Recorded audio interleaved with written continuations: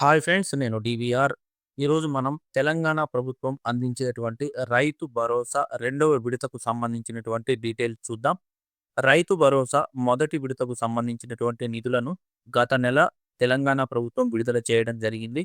ఇక రెండవ విడతకు సంబంధించినటువంటి నిధులను ఈ నెల అంటే ఏప్రిల్ 15 నుంచి 20వ తారీఖు లోపల అర్హులైనటువంటి రైతుల ఖాతాలలో తెలంగాణ ప్రభుత్వం క్రెడిట్ చేసేటువంటి అవకాశం ఉంది.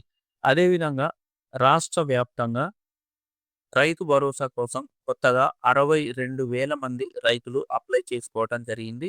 వీరి దరఖాస్తులను తెలంగాణ ప్రభుత్వం పరిశీలించడం అనేది జరుగుతుంది. అర్హులైనటువంటి రైతులందరికీ కూడా అంటే కొత్తగా అప్లై చేసుకున్నటువంటి 62,000 మంది రైతుల్లో అర్హులైనటువంటి వారందరికీ కూడా ఈ నెల 15 నుంచి 20వ తారీఖు లోపల ఈ రైతు భరోసా సంబంధించినటువంటి నిధులను తెలంగాణ ప్రభుత్వం వారి ఖాతాల్లో క్రెడిట్ చేసేటువంటి అవకాశం ఉంది. ఫ్రెండ్స్, ఇది తెలంగాణ ప్రభుత్వం అందించేటువంటి రైతు భరోసాకి సంబంధించినటువంటి ఇన్ఫర్మేషన్.